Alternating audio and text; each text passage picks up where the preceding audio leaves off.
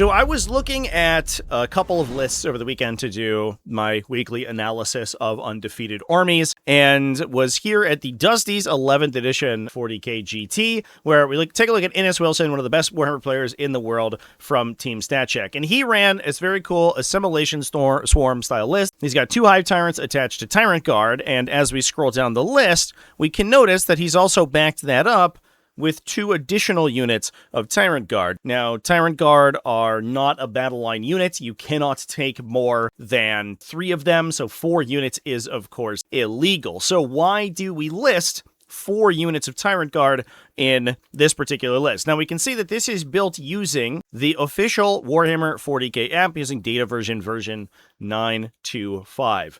And this is a bug that is present within the Army Builder app, which is causing a lot of issues in the competitive community. This is the first time I've seen this bug on a single attachment unit. The most often place I've seen it is when you multi-attach several units together. Some units in the game can chain attach such that there is a unit that is joined to another unit and becomes part of it. Then also you attach a character and a support character to that. Sometimes the requirements of those are that you basically have this like Russian nesting doll of different units that are all conjoined with each other, and the app doesn't really know how to take that. In this case, however, it's utilizing only a single attachment and listing the Tyrant Guard as part of an attached unit and also separately as a single unattached unit. This is clearly erroneous. If you add up the points for this, this ends up being 2320 points. It has a 2,000 point army plus the 2 extra units of Tyrant Guard in here. However, it's not always that cut and dry. This is a list that I actually talked about when this event initially went down. This is from the Boise Cup, and we had an X and 1 Eldari Seer Council, which was kind of cool to see. However, if we go through, we'll notice that we have Eldrad Ulthran in a Warlock Conclave. We also then have a Warlock and a Warlock Conclave inside a Storm Guardian squad. However, if we add all the points for this army together, it ends up being 2120 points. Exactly the points of an extra Warlock Conclave, even though the list builder has listed that it's including 2 Warlock Conclaves as part of 2 separate attached units. And a couple of people brought this up to me when this event first went down. A couple of people brought this up to the event organizers. I ended up having a conversation with the event organizers and talking to some of the players who were at the event and saying, is this the case? That there were 2 Warlock Conclaves inside this list and the list was 120 points over. The answer was, in fact, that this is being subject to the same bug. Now, unfortunately, in that case, the event organizer agreed that this looked like an additional unit that was included in the army. It was not accounted for in points, and that likely meant that it was appended after the fact, after the list was exported. When you export lists from these army builders, they come in as a plain text document, and then you just basically paste that into a text field in your player submission when you register for an event. And technically, in some cases, there are some automated checking systems. Theoretically, someone looks over the list at the beginning, but that very rarely happens, especially for larger events where there are hundreds of players, and a lot of times you just don't notice it. So the event organizers believed that this was added maliciously and actually handed this player a red card. Their scores were rescinded. They were given a ban after the fact. It was a kind of a big to-do. However, after that occurred, the player sent over this video where they were able to accurately recreate this bug by essentially rebuilding their entire list on a screen recorder, then grabbing that list export and exporting it directly over. The export came in as listing 2 Warlock Conclaves. According to some other player accounts, the player did only play a single Warlock Conclave, so it was determined that there was, in fact, no misplay here, and that is this is simply a technical bug that makes this list look like it's playing over points. In this case, the list was played with Eldrad attached to the Warlock Conclave inside the Storm Guardian squad with the Warlock attached as a support character. That gives you a grand total of the 10 Storm Guardians, the 1 Serpent Shield platform, the 4 Warlock Conclave members, the single individual Warlock, as well as Eldrad for a 17 model unit. Alongside all of the defensive benefits that you get from a Warlock, plus the invulnerable saves you get from the Serpent Shield, the unit can be very difficult to kill, and you can teleport it around the table with Unshredded Truth. But it was unclear whether that was actually being played in this case. And this is a really interesting and honestly kind of scary example of a digital technical flaw that is having actual real-life repercussions for players in an analog game. The fact that this bug continues to rear its ugly head, and we can see it as recently as this past weekend, is wild. And the fact that these lists become very difficult to parse through because you don't know whether or not a unit is accidentally being duplicated or is just being included normally or by themselves, or whether that attachment was purposeful or not, is totally unclear. To be clear, looking at a standard loadout, this is Damian Owen, the winner of the Boise Cup, the same exact event that this was submitted at, played, for example, Gazgul Thraka with a unit of Mega Knobs, but if we go down to the bottom of the list, no Mega Knobs are listed in the normal datasheet section. There should not be an additional listing for Mega Knobs. There's one unit of Mega Knobs in the list. They're listed at the top here, attached to Gazgul as an attached unit. There is no need to duplicate this listing. So this needs to be corrected immediately. But one way that you can get around this is, of course, by manually checking your list export before you go to an event. It is unfortunate that, of course, you can go to the official Army Builder and have the Army Builder export an illegal list for you that you then have to manually check, but that is the world we live in. That does need to get fixed. And until it does, we might need to manually check. And manually checking might have saved another player a full major win. That's because at the Iowa Moose-tacular 83-player event that ran 6 rounds, we do, if we look at the current listing for the event, find a player at the very bottom with 6 zeros on their score. The reason for that is that this player submitted Genestealer cults and submitted a couple of incorrect things. First of all, they had a couple of incorrect weapon loadouts on their units. For example, they had Achilles Ridge Runners over here that were equipped with both flare launchers and survey augers. Those are 2 exclusive pieces of war gear. You take the flare launcher and you exchange it for the survey auger when you can build out your loadout. However, it is possible to enter this loadout in the Warhammer 40k app. And as we can see at the bottom here, this player did construct this list with an earlier version of the 40k app. So for example, if we were to go into this Genestealer army here, and we were going to add, we had a character to be our warlord, and we want to add on Achilles Ridge Runner, we can go into the Achilles Ridge Runner datasheet, and we can choose to include the flare launcher, but also to include the survey auger. Now, something changed on the screen here when I did that. Did you see that?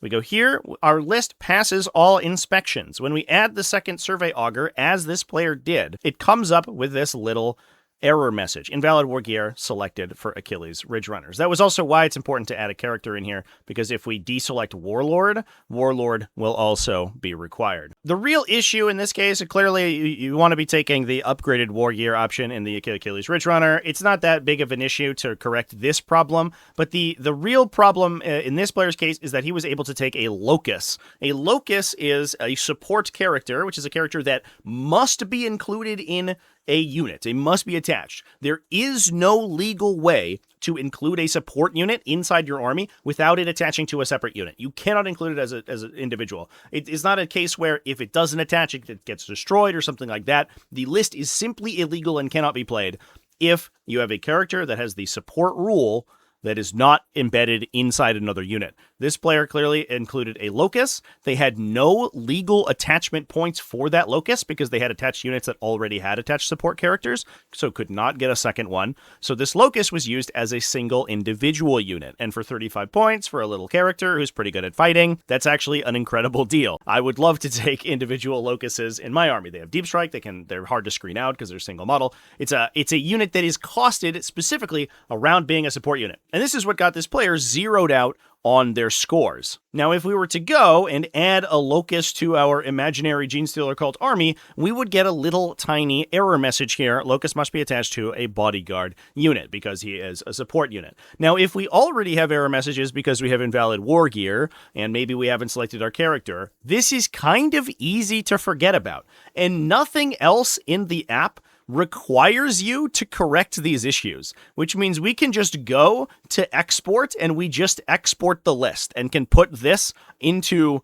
our player registration. There is no indication when you take this list and put it into Best Coast Pairings or whatever event software you use that this list is illegal and cannot be played. So this player probably without knowing, took that list export directly as written, got to this page where it doesn't say that there are any issues, said, hey, looks good, I'm going to copy it and I'm going to paste it into my Best Coast pairings and I'm going to move on. He then had the misfortune of going 6-0, got his army list pretty heavily scrutinized, and everyone realized it was super duper illegal. He immediately lost all of his games. Now, in my opinion, in this case, this is clearly a mistake. The biggest thing is that if you are trying to manipulate your list for advantage, everyone can read it, so they know it's illegal. So trying to do that and not get caught for whatever reason doesn't really make any sense. I don't think anyone is trying to submit illegal lists on purpose, because that is silly.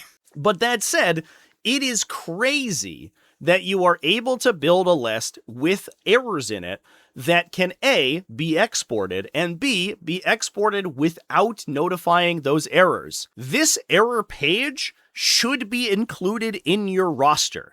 Then you can see that when I go to export, I go to the export page and I look down and I say, oh snap. Maybe even at the top of the list, there's a series of exclamation points that say this list is illegal. Now, I am incentivized to go change it, and if I take this export and I copy to my clipboard and I paste it into Best Coast pairings, the tournament organizer can see it. If I then go into that list and I want to cheat and I remove those error messages that say my list is illegal, now there is a clear indication that I'm actively trying to mislead other people and there is malice involved.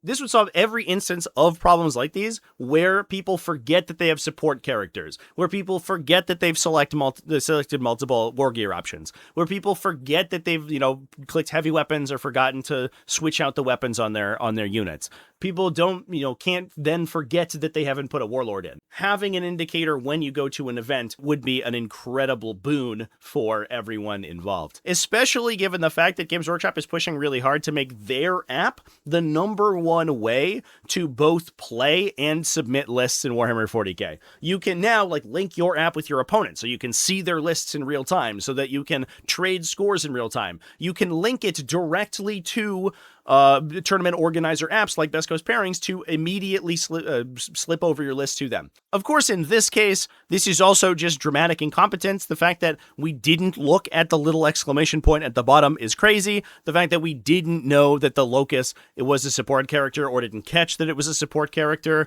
is also crazy. That can obviously simply be caught by reviewing your list before you submit it, which I think everyone should always do. However, it doesn't help that the software you're using to submit and review that list feels like it is actively allowing these kinds of issues. So hopefully we get these issues resolved in the future so we don't have to have as many of these instances where armies get submitted while being illegal. And while we're at it, I would also like a little notification that pops up if you have unattached leader characters that says, are you sure you want to continue? Your characters are unattached. Because we've had lots of players submit lists with no attached leader characters and they just forget to attach them and then have to eat yellow cards or points deductions at the day of the event because they have to go back and edit their list to attach their character. That's really embarrassing. It's really easy to do, but it's again a thing that you can solve by checking your list, but it can be a quality of life improvement that will just make army building in the game much easier in the future.